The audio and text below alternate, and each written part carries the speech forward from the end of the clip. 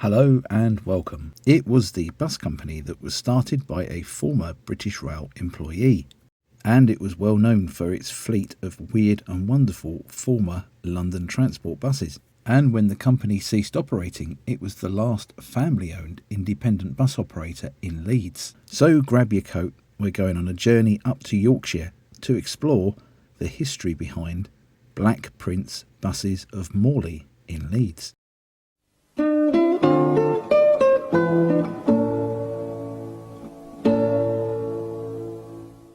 Brian Crowther was born in 1941 in Morley Hall, and he lived in Droylington. They moved to Morley when he was around 12. In 1956, he left school to start a job with British Rail as an engine cleaner. However, he would go on to become the station inspector at Leeds. In the late 1960s, just as the bus preservation movement was getting off, he bought his first bus for just £30. He renovated it and restored it and took it to bus rallies. This bus would be DMN 650, a former Douglas Corporation AEC Regent. But in 1969, he decided to turn a hobby into a commercial enterprise and started his own coach business. This company would be Black Prince. The name was inspired by Edward the Black Prince, a statue of whom stands in the centre of Leeds. And for those history buffs out there amongst you who wonder actually who the Black Prince is, his name was Edward of Woodstock, and he was born at 1330. And he was the son of Edward III of England and should have been the heir to the throne. However, he died before his father, so Edward of Woodstock, that is the Black Prince, his son Richard II succeeded him to the throne instead. He was one of the most successful English commanders during the 100 Years' War and is known as being one of the greatest knights of his age. But of course the pinnacle of his career was having a bus company named after him. Incidentally, the same year that Mr. Crowther started Black Prince, he also met his wife Sheila, so that was a very big year for him. They were married in 1970 and they had a son, David, who was born the following year. Initially, the livery of Black Prince was a green and white based livery, but the colour application varied dependent on what the vehicle was. And I think you find this in a lot of independent fleets, don't you, that the colours tend to vary and the styles tend to vary as well. Not all of them, but some of them definitely. So as far as my research shows, the first bus that they operated, aside from the Douglas AEC Regent of course, was a Bristol LS with Eastern Coachworks coach-seated bodywork, which had been new to Bristol Omnibus in 1954, and this had the rather dubious registration of SHT 350. In these early years, and I'm talking up to 1972, they seemed to have a little bit of a thing for Bedfords, taking a number of Bedford SBs and a couple of Bedford Vowels and a Bristol RELH. Of great interest though was FMS 980, which was an AEC monocoach with Park Royal bodywork, which came to Black Prince from Alexander Midland in January 1971. Alas though, this wouldn't last very long with the company, and by June 1971 it had been sold on. Between 1973 and 1977, more Bedfords would follow, most of these being second or third hand, some even more than that. Interestingly as well, this was the period that more double-deckers started to enter the fleet, the first one being RDB 882, which was a Dennis Lowline 3 with Alexander bodywork. Now this hadn't travelled too far, being new to Northwestern in December 1961. This second new double-decker in this period was a Leyland Atlantean 196 JVK, had been new to Newcastle in 1961 and had rather curvaceous looking Alexander bodywork. After the deregulation of the local bus services, Black Prince launched a number of local services that were based in the Morley area. These routes would be in direct competition with Yorkshire Rider. Around this time, the company started to receive a yellow and red livery. Now, there's a little bit of speculation to say that this was inspired by the Douglas Corporation colours that the AEC Regent DMN 650 would have worn. Personally, I don't know. What do you think? Do you think that's a possibility? I mean, that was his first bus, so there is a high possibility that he wanted to do that as a tribute to it. Maybe. And it was around this time that Mr. Crowther actually sold that Regent. It was sold on for further preservation and ended up going back to the Isle of Man. Again, during the deregulation era, they would take over the Amberley of Pudsey Company and would retain this as a subsidiary, these buses maintaining their blue and white livery.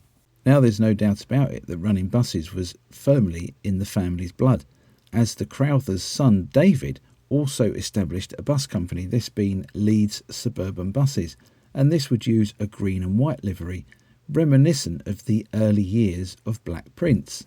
In March 1988, the first new full-size coach would arrive with the company, and this would be a Van Hool-bodied Volvo B10M, which would be registered E660UWU. This would be sold in August 1991 to a Scottish operator. Also in 1998, the company hired an AEC routemaster from Rotherham District. This would be 109 CLT, otherwise known as RM1109. Another interesting bus to enter the fleet during this time was a Leyland PD2/40, and this would be TRN 662A, but was new as CEO 952 to Barrow. This arriving in the fleet in October 1988. It was withdrawn less than a year later in July 1989. In November 1988, a few months later, another Leyland PD Titan would turn up. This time it was a 3A/2, and this would be HNW 366D, and was new to Farsley Omnibus in November 1966. This was sold in July 1994 and was painted in the livery of red with 3 yellow stripes. 2 MCW Metropolitans turned up as well, these being ex-Leicester GJF277N and GJF278N, these arriving with the company in December 1988. However, these were sold on rather quickly to Sykes of Carlton in January 1989. And you can't help but thinking that they must have been suffering from some rather bad corrosion. Despite this, the Metropolitan didn't seem to fall out of favour with Black Prince, as over the next few years they actually purchased quite a few of these buses. In total, the company would operate around 6 of these Metropolitans, but again, none of them would have particularly long lives with Black Prince, maybe a year, 2 years at the most. But it would go on to give the company a love of all things Scania in the early 1990s, and a substantial number of Marshall-bodied Scania BR112DHs from Newport would enter service from 1996. Now, interestingly for me, at least, in 1989, 3 East Kent Leyland Nationals would be acquired. MPD 141L, which was new to London Country as LNC 41, and EFN 160L, followed by EFN 176L. All of these arriving in January 1989. These first 3 Nationals only lasted a few months in the fleet, but obviously buying vehicles from East Kent didn't scare them off, as they went back for more later that year, buying 2 more Leyland Nationals and 2 former Northern General Leyland Atlanteans. 1989 would also be the year that a type of bus would enter the fleet, which the company would probably become widely associated with more than any other make of vehicle. The bus in question was LWB 388P and was a Volvo Ailsa with Van Hool McArdle bodywork, which was new to South Yorkshire PTE. This arrived in the fleet in February 1989. Also around this time, another strange vehicle would enter the fleet, and this would be the former Cumulo bus C101CUL, which was a Volvo city bus with Alexander bodywork, and had come from McMenemy of Ardrossan. Now, we looked at this a little while ago in a video about the London Transport AVE trials, and if you've not watched the video, I'll try and put a link up to it in the top right hand corner for you to go and watch it at your leisure. But basically it was a Volvo city bus that was fitted with a hydraulic pump and motor and energy accumulator, and as this was connected between the gearbox and the diff, and while the bus was stopping, the accumulator collected kinetic energy and then released it during acceleration, which helped reduce the engine load. Although used by London Transport, it was actually owned by Volvo, who hired out. Once the trials were over, the bus reverted to a conventional driveline layout, which featured a standard ZF gearbox. This year as well, more Volvo Ailsas would start to enter the fleet, including another Van Hool McArdle one. This one also being a South Yorkshire one, LWB 380p, as well as one from London Transport that had started out with West Midlands PTE. This being JOV 757p, and it had Alexander bodywork and came from London Transport in December 1989. Sadly, this bus would be withdrawn in September 1996 with roof damage. In July 1990, another well-known bus in the Black Prince fleet would turn up, this being a Willowbrook-bodied Bristol VR new to Northern General and being registered DGR 874S. Now, this didn't have a particularly long life with the company, being scrapped by March 1991. But the reason it was so well known was because of its livery. It featured two single-deckers stacked on top of each other. And at the time, I remember it featuring quite heavily in Buses magazine. Amongst the buses that entered the fleet this year would be some more Volvo Ailsas, two coming from London Buses, which were new to West Midlands PTE, JOV 767p and JOV 748p, as well as LKP 382p, which had been new to Maidstone and District as part of the National Bus Company evaluation trials for the Volvo Ailsa. The beginning of 1991 would see a Optare Metro Rider arrive. G842 LWR was only a few months old at the time and would last until October 1996 with the company. More Volvo Ailsas and Scania Metropolitans would enter the fleet this year, as well as a couple of Routemasters, one of which was CUV 208C, former London Transport RM 2208, although this was sold on to a preservationist in Leeds in 1993. Over the years of the company's existence, it would go on to purchase and own several Routemasters. 1992 would see further Volvo Ailsas coming into the fleet, and the usual eclectic mix of vehicles, including such things as a Sedan Pennine, another Metropolitan, this time coming from Cherry of Aintree, which was new to Tyne and Weir, another Leyland Titan PD2, which was new to Rossendale, and another Metropolitan, this time an ex-West Yorkshire one. 1993 would see yet more Volvo Ailsas entering the fleet, these being former Clydeside but new to Western Scottish motor traction. The majority of these arriving around June 1993 and lasting until July-August 1997. Indeed, by this point the company seemed to be hoovering up Volvo Ailsas wherever it could find them. A lot of these buses coming from smaller independent operators, where they were probably the third or fourth owner of the vehicle. Amongst these were examples that had been new to Maidstone and District, more from South Yorkshire, and more that had been new to West Midlands PTE. The company's love for the Volvo Ailsa continued over the next few years, with more examples joining the fleet, more of the ones that were new to West Midlands, Tayside and Greater Glasgow, these being just the tip of the iceberg. Sadly, 1995 was not a good year for Black Prince. In June that year, they were called to a disciplinary hearing by the North Eastern Deputy Traffic Commissioner Mark Hinchcliffe. Unfortunately, when VOSA had done an inspection on their buses, they'd found that there'd been oil leaks, fuel leaks, and a few windows had been on the point of falling out.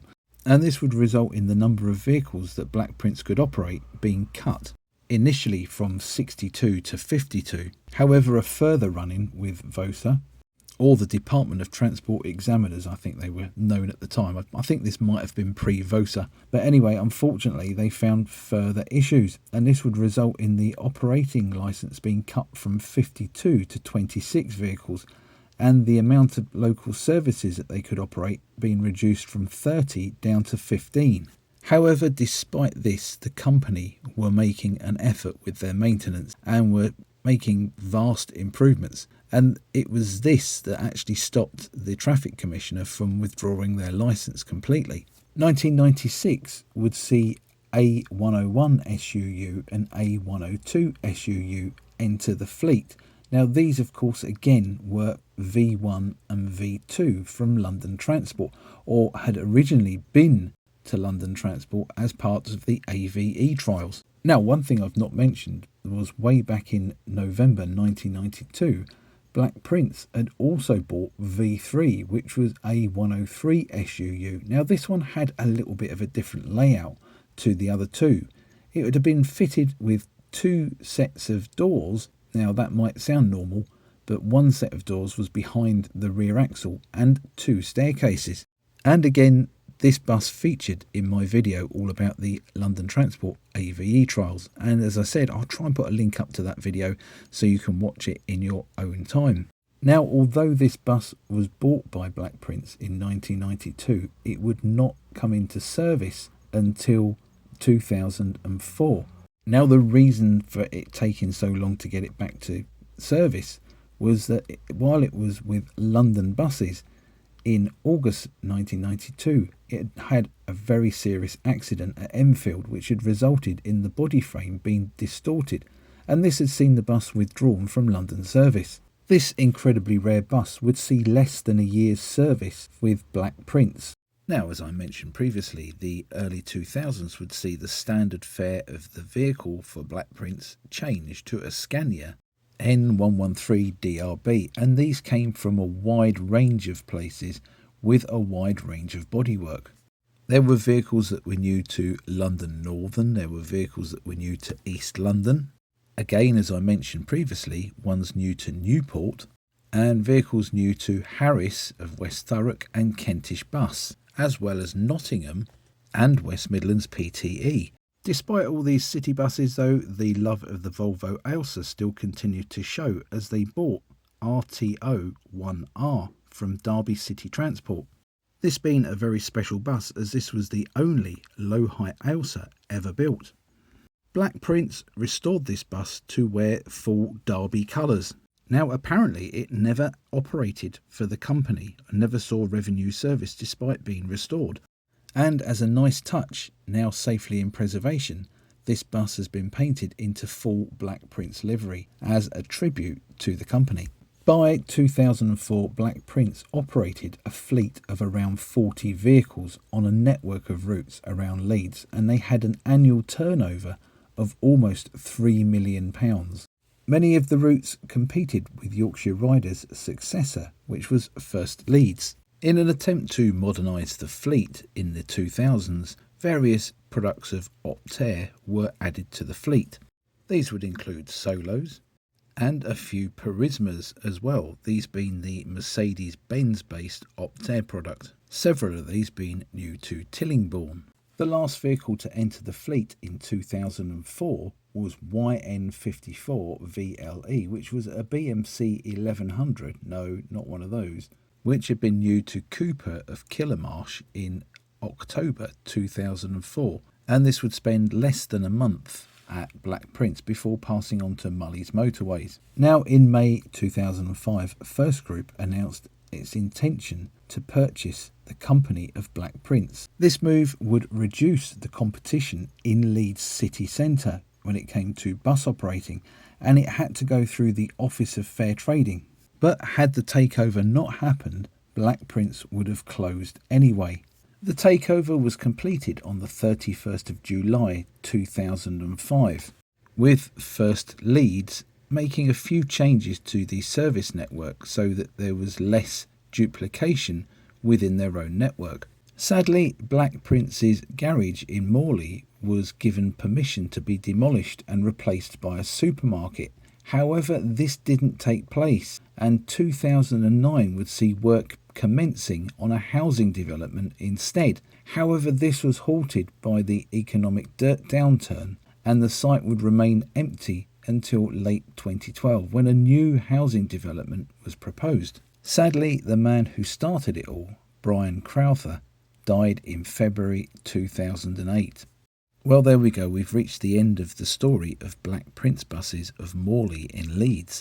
I hope you enjoyed that, and it is such a complicated company to try and cover because all the popular buses such as the Ailsas and things like that are photographed, but the older vehicles in the beginning such as the Bedfords, there is virtually nothing on those at all. I think they kind of passed a lot of enthusiasts by in the early days, and it's only when they started collecting interesting stuff that enthusiasts started taking any notice of them. So I do apologise if some of the pictures are a little bit sporadic and they don't really match up with the commentary. Having said that as well, I could have made this video twice the length that it is because they just operated so many individual vehicles from so many fleets. And this is just a potted history, and I will have had to have cut bits out of it, and I do apologise if I've left out a vehicle that's important to you or a piece of their history that's important to you. If I have, please comment down below and let me know. As I said, I hope you enjoyed this rather brief look at the history of this once proud and very independent company in Leeds. If you did enjoy it, please like, hype and share it. Now a hype is like a super like, basically. It's a little bit better than a like, and it gets us noticed by YouTube. You know when you meet that special friend who you've not seen for a long time and a handshake's just not good enough, so you go for a man hug and it's a bit awkward? Well, a hype's a little bit like that, only it's just videos instead and no physical contact, unless you want there to be. Also, please don't forget to subscribe to my channel so that you don't miss any future videos that I release. But you have to make sure that you hit the little bell icon so you get the notifications. It's all free. And if you do enjoy the videos and the content on the channel, you can always buy me a drink. If you go to Super Thanks, that will lead you into it, and I'd be very appreciative. Once again, thank you ever so much for watching. Catch you next time. Bye for now.